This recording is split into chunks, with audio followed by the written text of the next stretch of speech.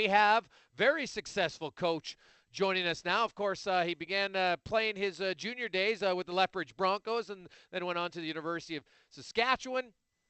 Played under Dave King, who I'm guessing maybe was an influence in his now very successful coaching career. Currently, he is the head coach of the Texas Stars in the American Hockey League. Willie Desjardins joins us. Willie, welcome to the show. How are you? Oh, good, Jason. How are you doing? I'm great. You played under Dave King back at the University of Saskatchewan.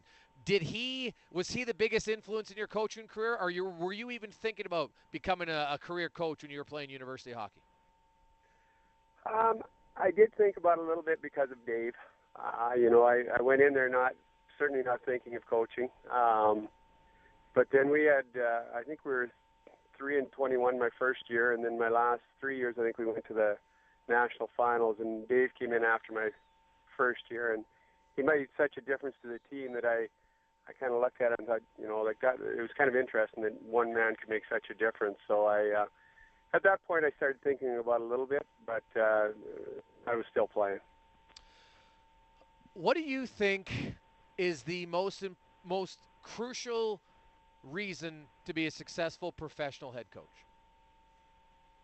Oh, I don't know. I don't know.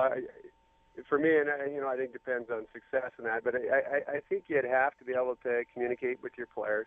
I think communication would be important. Willie, in this segment, we like to do a lot of hockey coaching philosophies and such. We don't really want to talk about the X and O's of your team and stuff. But for someone like you, you worked for the Canadian national men's team. Talk about that program and how different it was there compared to now when you were in the Western League with Medicine Hat, then with the NHL with Dallas, and now in the AHL with the Texas Stars. Just how different is it when you were running the national program compared to having a schedule set, knowing you're playing this many games at this many times? The national program is a really great program, and I worked in that program. I was an assistant with Mike Johnson in that program, and it's such a great program because you get to go see the world's best in different areas of their game and what they do well.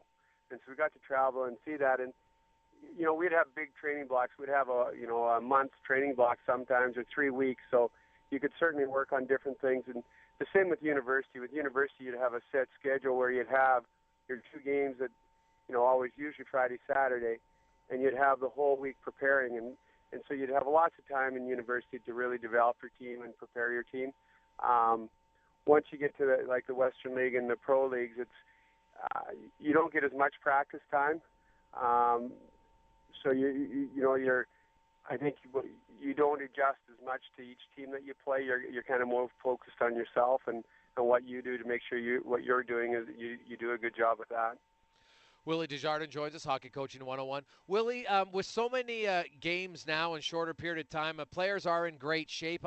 I get a sense that coaches are doing a lot more mental coaching off of the ice. So, you run your practice drills in the dressing room, and then you go onto the ice, so you're actually on the ice for a shorter period of time.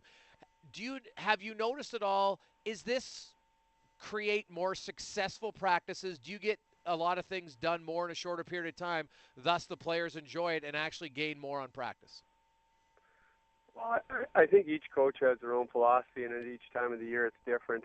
But I do think in general the players like to be busy. They don't like sitting on the ice and watching as much. They'd rather be doing things. So I think if you can keep them active, I think they stay more involved. And I think it's easier to teach by video anyways than it is on the ice.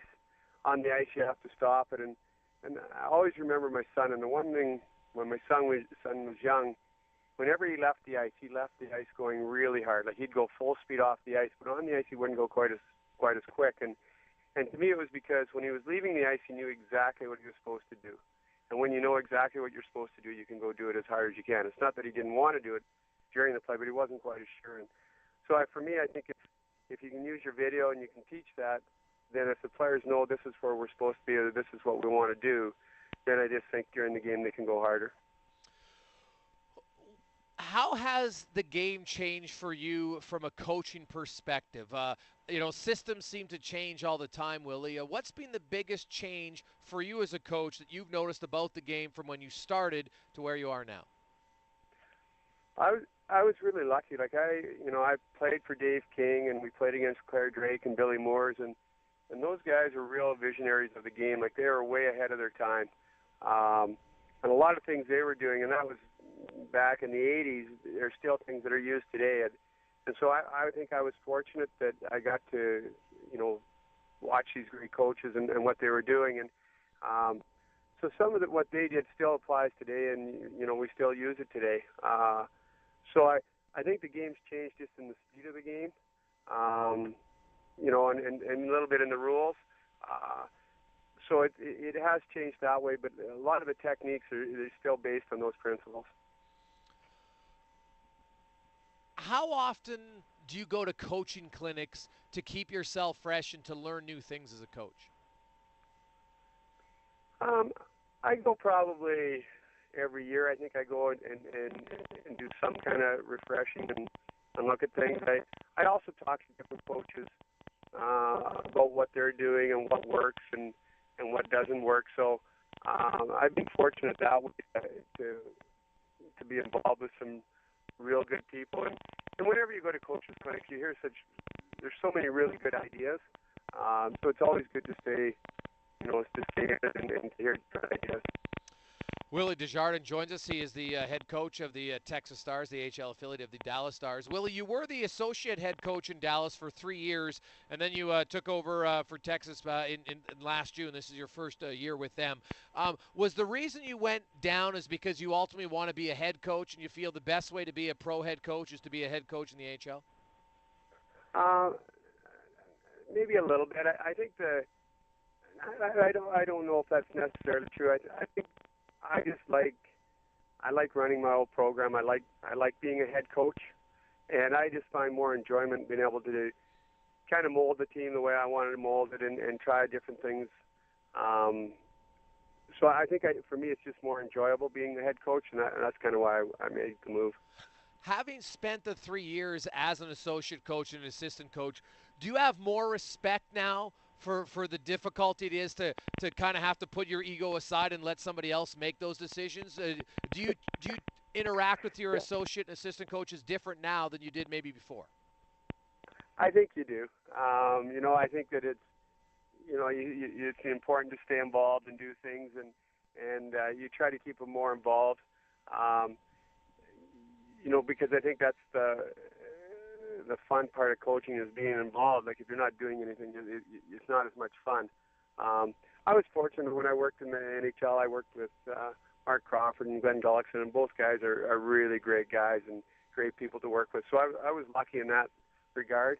But I think I do have a more appreciation now for the role of the assistant coach. Willie Desjardins joins us in Hockey Coaching 101, presented by St. FX Hockey Academy. Willie, I know you not only you go to different instructions. You've been a coach and instructor. What's the biggest piece of advice? I always love this answer from different coaches. For the amateur coaches out there that are doing a lot to help kids at the atom level, bantam level, midget, tom thumb, what have you, what's the most important thing a young coach needs to have? I think the most important thing is to know that you can make that kid's day. Like you can make it a great day for them. Maybe they're not getting different things at home or at school, and you can make them feel really good about their day and what they're doing, and it can carry over to other areas of their life. I think that's the most important, and you can do it through hockey. That's something that obviously they're interested in, or they wouldn't be there. But I think that's something that you just have to remember, that you make a difference in these young guys' lives and girls' lives, and you if you can do something to make their day better, then that's great. Do you ever look at a drill to try to improve the offensive players? Like I know, there's a lot of specialty coaches out. Mike Babcock talked about it. He says, you know what, you need specialty coaches now, skating drills, shooting drills and such, Willie. The players understand systems, especially at a young age, and I think sometimes we focus too much on that rather than just skill development. What would be the best drill, do you think, to improve a player offensively? The best drill, I think the best drills are when you're competing. I think when you're doing one-on-one things or two-on-two small games. I think competition brings out the best in us. I think it's the most game-like. So I think whenever you can get something like that, I think it just puts your skill in the right environment. You have to do it at a high pace instead of maybe half speed if you don't have the competition. So I think whenever you can create a game-like setting, it increases your chances of gaining skills. And one last one for you. Well, everybody's into the playoff push drive, but you are comfortably in first place in the Western Conference, 39 wins in 67 games for the Texas Stars. What's the major reason for your success as a team this year? Oh, we got great players. I really have a good group of players to work with, and it's fun when you get a good group that wants to play and wants to work hard, and I've been really fortunate this year with that type of a group. You have a young guy in Jamie Oleksiak who's played a lot of games with you. What about some other players that maybe Oiler fans can expect to see with the Dallas Stars either next year or right after? Well, we've had quite a group go up this year. We've probably had 7 or 8 guys go up, but Matt Fraser is a Red Deer kid who's scored 37 goals last year for us. He must have 32, 33 this year. There's some real good players. Colton Seaver's a good player for us.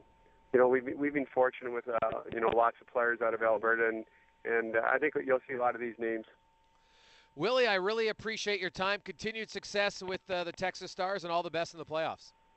Okay, thanks very much. Take care, Jason.